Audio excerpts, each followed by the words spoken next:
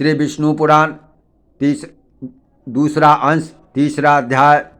श्री पराशर जी बोले, हे मैत्रेय, जो समुद्र के उत्तर तथा हिमालय के दक्षिण में स्थित है वह देश भारतवर्ष कहलाता है। इसमें भारत की संतान बसी हुई है।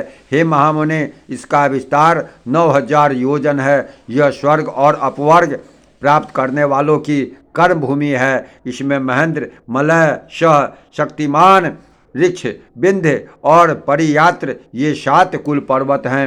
हे मुने, इसी देश में मनुष्य शुभ कर्मों द्वारा स्वर्ग अथवा मोक्ष प्राप्त कर सकते हैं। यहीं से पाप कर्मों में प्रवृत्त होने पर वे नरक अथवा तिग्योन योनि में पड़ते हैं। यहीं से कर्मानुसार स्वर्ग, मोक्ष, अंतरिक्ष अथवा पाताल आदि लोकों को प्राप्त किया जा सकता है।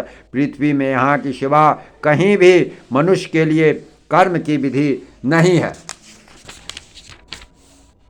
इन भारतवर्ष के 9 भाग हैं। उनके नाम ये हैं: इंद्रद्वीप, कशेरु, ताम्रपर्ण, गभस्तिमान, नागद्वीप, सौम्य, गांधर्व, वारुण तथा यह समुद्र से घिरा हुआ द्वीप उनमें 9वां है। यह द्वीप उत्तर से दक्षिण तक सहस्त्र योजन है। इसके पूर्वीय भाग में किरात लोग और पश्चिम में यवन लोग बसे हुए हैं तथा यज्ञ, युद्ध और व्यापार आदि अपने अपने कर्मों की व्यवस्था के अनुसार आचरण करते हुए ब्राह्मण, क्षत्रिय, वैश्य और शूद्रगण वर्णाभिभाग अनुसार मध्य में रहते हैं। हे मुने, इसकी सतद्रु और चंद्रभाग आदि नदियाँ हिमालय की तलैटी से वेद और स्मृति आदि, परियात्र पर्वत से नर्मदा और सुरसा आदि, विंध्याचल से तथा तापी, प्योष्णी और निर्विंध्या आदि ऋक्षगिरी से निकली हैं। गोदावरी,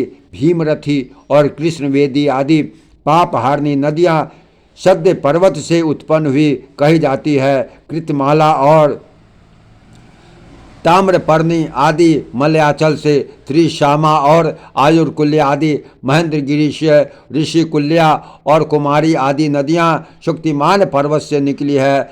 उनकी और भी सहस्त्रों शाखा नदियाँ और उपनदियाँ हैं। इन नदियों के तट पर कुरु, पांचाल और मध्य देश आदि के रहने वाले, पूर्व देश और कामरूप के निवासी पुंड्र, कलिंग, मगध और दक्षिणात्य लोग, अपरांतरवासी सौराष्ट्रगण तथा शूर, आभीर और अबुद्धगण, कारूप, मालय और परियात्र निवासी शौवीर, सौंदर्य, हून, शल और कौशल देशवासी, माद्र, आराम, अम्बस्ट और पारसीगण रहते हैं।